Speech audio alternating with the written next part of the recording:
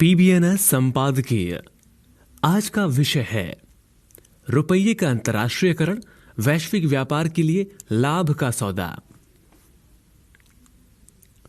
भारत के मजबूत प्रयास से रुपये के अंतर्राष्ट्रीयकरण ने देश के लिए कई अवसर खोल दिए हैं।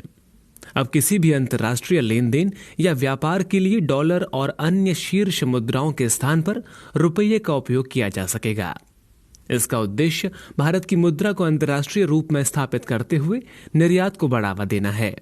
साथ ही ये कदम रुपये में वैश्विक व्यापारिक समुदाय की बढ़ती दिलचस्पी का भी समर्थन करता है, जो हाल के दिनों में खूब देखने को मिली है। रूस और श्रीलंका भारतीय रुपया व्यापार निपटान प्रणाली का उपयोग करने वाले पहले देशों में से हैं और कई और देश इसे अपनाने में रुचि दिखा रहे हैं। मौजूदा समय में रूस यूक्रेन संघर्ष वैश्विक व्यापार गतिशीलता को लगातार बदल रहा है।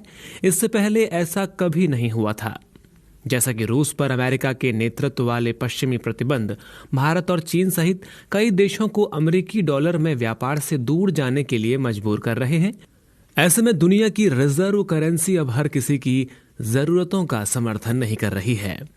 इसके अलावा पड़ोसी देश जैसे बांग्लादेश, म्यांमार, नेपाल, पाकिस्तान और कुछ अन्य देशों को लगातार डॉलर की कमी का सामना करना पड़ रहा है। ऐसे में अगर भारतीय रुपये के जरिए इस अंतर को पाट दिया जाए तो उनके बीच द्विपक्षीय व्यापार काफी आसान हो जाएगा। इसके अलावा भारतीय रुपये में व्यापार करने से इन सभी देशों को स्पष्ट लाभ होता है। वहीं व्यापार और यात्रा करते समय लोगों, व्यवसायों और सरकारों सहित सभी को डॉलर एक्सचेंज रेट पर दोनों तरफ से नुकसान होता है। इसलिए कुछ विशेषज्ञों का सुझाव है कि व्यवसाय या व्यक्ति भारतीय रुपये में व्यापार करते समय लेन देन लागत में लगभग 50% की बचत करेंगे, क्योंकि अब उन्हें अमेरिका में क्लियरिंग बैंक के माध्यम से पेमेंट करना होगा। भारत ने भारतीय रुपये से अंतर्राष्ट्रीय ट्रेड सेटलमेंट की अनुमति देने के लिए विदेश व्यापार नीति में कई संशोधन किए हैं, जिसमें भारतीय रुपये में निर्यात और आयात के चालान, भुगतान और निपटान शामिल हैं। यहाँ ये ध्यान देने वाली बात है कि भारतीय रुपया पहले से ही नेपाल और भूटान जैसे देशों में आज भी एक स्वीकृत मुद्रा है, लेकिन ये पहले केवल द्विपक्षीय समझौतों के माध्यम से ही संभव था, न कि उस तंत्र के तहत जिसे भारतीय रिजर्व बैंक ने हाल ही में विकसित किया है।